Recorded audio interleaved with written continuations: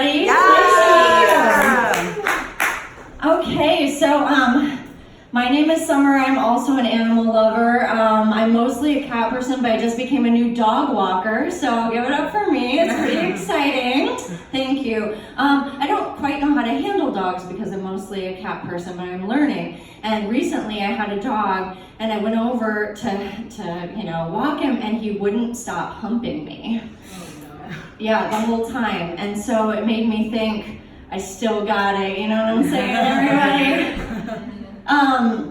But one thing I think is that, like, humans are not as good as animals. Does anybody here think that animals are better than humans sometimes? Yeah. I definitely think that. And here's an example of bad things that humans can do. Recently, has anybody in here ever been ghosted before? Yeah, okay. That's not very nice, right? Animals don't really do that. So what is it? Can someone say what it is for anyone who doesn't know real quick? I'll say it then. It's fine. It's when someone just, like, you're texting them or you're in a relationship with them, then they just, like, leave you with no explanation, right? Is that a pretty good definition of it? So I was ghosted recently for the first time by my husband of 17 years. Yeah, super true. Yeah, some of you know this.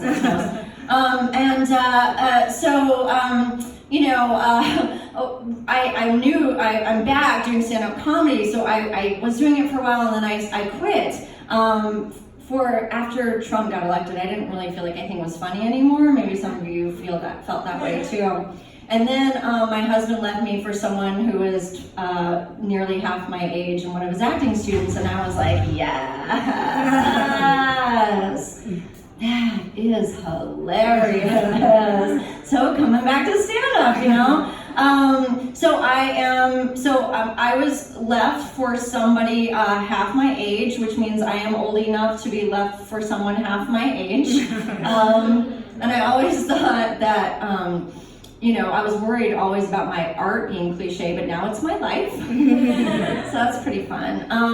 It's okay. I don't mean to rip on them too much. Sometimes I do, but I won't today, because we all are walking contradictions, aren't we? We're complicated. For example, I don't believe in God, but I am wearing 3 different kinds of crystals right now.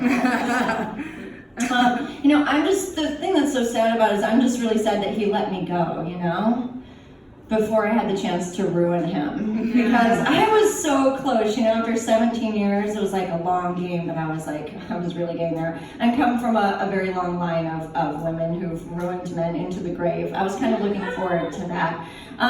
So people get mystical and say weird shit when things happen to you in your life. And recently, one of the things that people say is, speaking of reincarnations, they say things like karma's a bitch. And I'm like, oh shit, then what did I do? What did I do? What the fuck did I do? And they're like, oh, no, not you, him, karma's gonna get him. And I'm like, you know what? I've read the Bhagavad Gita, I practice yoga, I'm pretty sure that's not how karma works. Karma means that I must have done something bad in a past life to deserve this. And so I was thinking about my past life, some of them, and I think that I must have been Eva Braun in a past life. Like, that's what I've decided. I can see it now. There I was in the bunker bedroom, in a flimsy nightie. The allied forces surrounding us. Just me and Adolf, my new groom. We asked not to be disturbed, his bodyguard just outside the door. I was bobbing up and down, sucking like I've never sucked before. Adolf shouted, "I am coming, Eva!" Just then, he put the pistol up to his head and fired! I swallowed the last drops of his semen as the last drops of his blood drained from his face. And